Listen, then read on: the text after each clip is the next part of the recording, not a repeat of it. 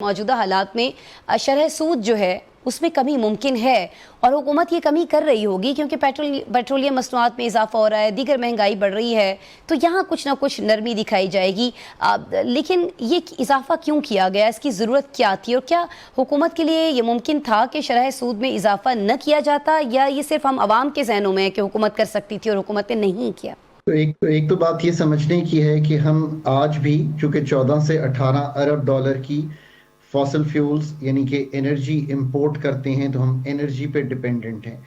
जहां तक इस दफ़ा की डीजल की कीमत का ताल्लुक है, उसमें बहुत गुंजाइश इसलिए नहीं थी कि हमने फार्मूला भी रिव्यू किया। अगर वो ना किया होता तो यहाँ से 50 या 100 रुपए एक्चुअली कीमत बढ़ जाती, बिकॉज हम इम्पोर्टेड फ्यूल पे यानी कि डीजल पे बेस करके, जबकि 70% जो पाकिस्तान का क्रूड है उससे डीजल निकल आता है, हम पहले ये कर रहे थे। इसलिए आपको याद होगा कि एक दफा बहुत डीजल की कीमत बढ़ गई थी, और ये अब जब हमने लोकल क्रूड पे रिफाइनरी से बात करके इस फॉर्मूले को रीथिंक किया, तो ये आपको एक उसी सतह पर रही हुई मिली और चेंज नहीं हुआ।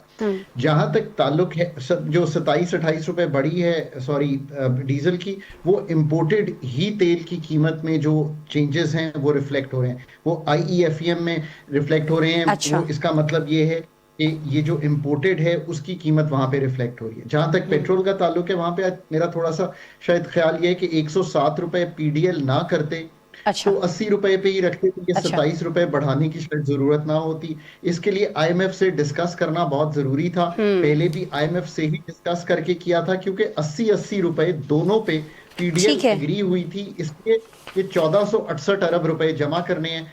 कमी इसलिए नहीं हो सकती बिकॉज आपने 611 अरब रुपए का FPR का शॉर्टफॉल है, तो कहीं से तो ये चीजें जो हैं आपने बरकरार रखनी है। ये तो हो गई पेट्रोल और डीजल की बात। इसका आसान तरीन तरीका ये है समझने का कि जब तक आप इंपोर्टेड एनर्जी से निकलकर लोकल इंडिजनाइजेशन पे, मतलब आपने गैस नहीं दरियाफ्त की, थर्कोल को नहीं यूज किया, मतलब ये हैं असल जराए जिससे बिजली बननी चाहिए, बिजली पे ही ट्रांसपोर्ट कैरी होनी चाहिए और वो इंडिजनाइज हो जानी चाहिए। ये दूर रस मसाइल हल नहीं ना करेंगे तो हम बार बार, एक बहुत बड़ा ग्लोबल शॉक है, उसका फिर इम्पैक्ट लोगों पे आ रहा है। बिजली की कीमत भी फ्यूल प्राइस एडजस्टमेंट में बढ़ेगी। आपने ठीक कोट की, कहाँ 8-9 सेंट और कहाँ 18 सेंट की हम गैस ले रहे हैं स्पॉट में, ये बिल्कुल ठीक बात है। So the future is to change the mix.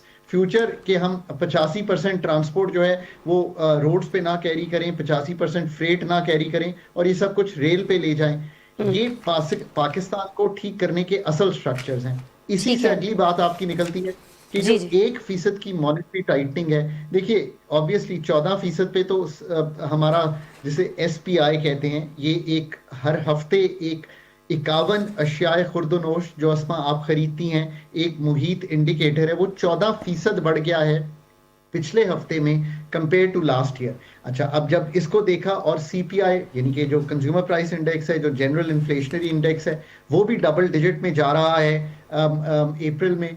सो अगर इन दोनों चीजों को देखें तो स्टेट बैंक को जरूर सिग्नल करना चाहिए था 50 बेसिस पॉइंट्स या 0.5% बढ़ाना। I think 100 is a bit overdone, but ये इसलिए ओवरडन है क्योंकि आप IMF की एंगेजमेंट में हैं और जुमला बड़ा सादा सा उन्होंने लिखा हुआ है कि टाइटर मॉनेटरी स्टांस, यानी कि ज्यादा पॉलिसी रेट ही मेंटेन किया जाएगा मुल्क में।